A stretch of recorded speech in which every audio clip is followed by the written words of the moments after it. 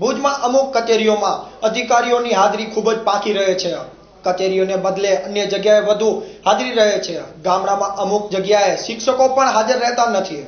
ભુજમાં આવેલ બહુમાળી ભવનમાં આવેલ ગુજરાત ગ્રામ્ય વિકાસ નિગમ લિમિટેડની કચેરી સામે વ્યાપક ફરિયાદો છે। શૌચાલય પ્રોજેક્ટથી કરીને અનેક યોજનાઓમાં થયેલ ચૂકવણામાં ઊંડા ઉતરીને તપાસની લોકો જરૂરિયાત જોઈ રહ્યા છે। ગ્રામ્ય વિકાસ એજન્સીના અધિકારી ભાગે જ કચેરીમાં જોવા મળે છે। અનેક કર્મચારીઓને પૂછતા જણાવ્યું કે તેઓને કંઈ ખબર નથી। આ અધિકારીની ગેરહાજરીથી અનેક યોજનાઓના અમલીકરણની ગતિ મંદ થઈ ગઈ છે તેવી વાત પણ ચર્ચામાં છે।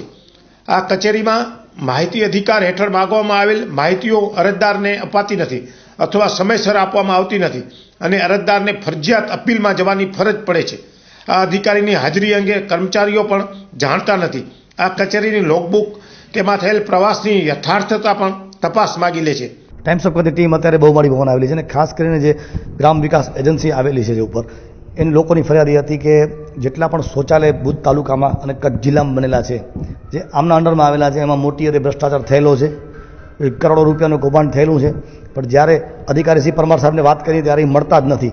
છેલ્લા 3 મહિનાથી રોજ અહીંયા મુલાકાત કરી છે અહીંથી પરમાર સાહેબ નથી હોતા। ગાંધીનગર મિટિંગ છે, બારે મિટિંગ છે, આવા બાના આપી ને ક્યાંક ગાયબ થઈ જાય છે। જ્યારે ઓફિસમાં કર્મચારીઓને પૂછ્યું તો એમ કહેવામાં આવે છે કે એ ફિલ્ડમાં ગયા છે। પરમાર સાહેબને જ્યારે ફોન કરવામાં આવે છે તો એમ કહે છે ગાંધીનગર મિટિંગમાં ગયું છે। તો એવું લાગી રહ્યું છે કે મોટા પાયે ભ્રષ્ટાચાર થયેલો છે એટલે જ એ મીડિયાના મિત્રોને નથી મળતા।